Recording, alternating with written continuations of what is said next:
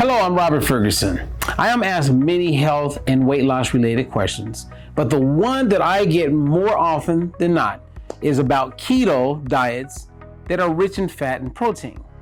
Well, before I share my concerns about the keto-based diets, please know that I'm objective. I encourage others to do what works for them, but unfortunately, most people aren't fully aware of the finer details that frame the pros and cons of the keto diet. And as you may or may not know, we have an evidence-based, clinically proven methodology called diet-free life, which is what I recommend and believe is the most responsible, simplistic, and sustainable way of eating. Now, to answer the question about whether or not to follow a keto diet, let's look at the research instead of anyone's assumptions. In 2013, there was a study that was conducted with the goal of seeing if we can change our gut microbiome with the foods we eat. This study was published in Nature in 2014. It was a collaboration between scientists and researchers from Duke, Harvard University, Boston Children's Hospital, and the University of California, San Francisco. It's important to note that these researchers had no intentions of validating one way of eating over another. Again, the goal of the study was to discover if we can change our microbiome with the foods that we eat. It only took one day to discover that we can influence our gut microbiome in just 24 hours. In this study, they had participants eat only plant-based foods over a 5-day period, and they tested their microbiome daily.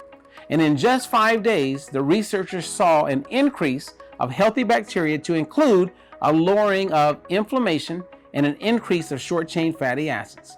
However, after 5 days of eating only animal-based foods, there was no encouraging markers.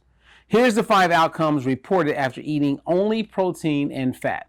In this study, it was discovered in just 5 days after eating primarily fat and protein. Well, it resulted in an increased growth of Bilophila warthia, which is an inflammatory bacteria associated with inflammatory bowel disease.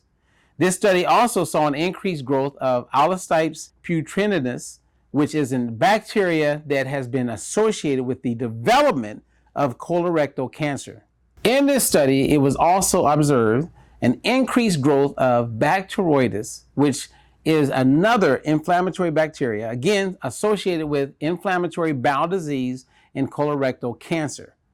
And in this study, they saw an increase in what are called secondary bile salts. Secondary bile salts have a carcinogenic tie, which is associated with an increased risk of colorectal cancer, among several other types of cancer. And lastly, in this study, they saw a reduction in short-chain fatty acids. Now, short-chain fatty acids are an anti-inflammatory microbe. See, at the end of the day, this is what I get from this study. You want to eat fruits and vegetables. If you remove fruits and vegetables, you lessen your opportunity to optimize your health. So the problem is not primarily based on what you're eating when it comes to a keto approach. It's what you're not eating. That the science is very, very clear that if you're not eating a variety of fruits and vegetables, you are hindering your health potential. That is the truth. That is the facts. So if you continue to go with programs like a keto type of diet, just keep in mind, I've been reaching out and looking for at least one gastroenterologist, someone who studies the microbiome, someone who studies the gut.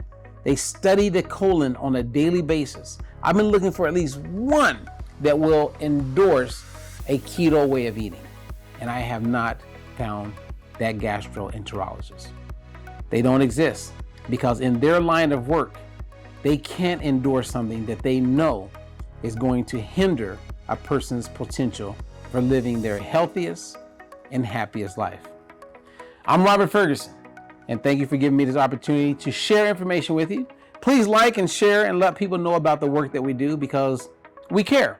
And because we care, we are on a mission to make sure that people are informed so that they don't fall prey to those who are misinformed.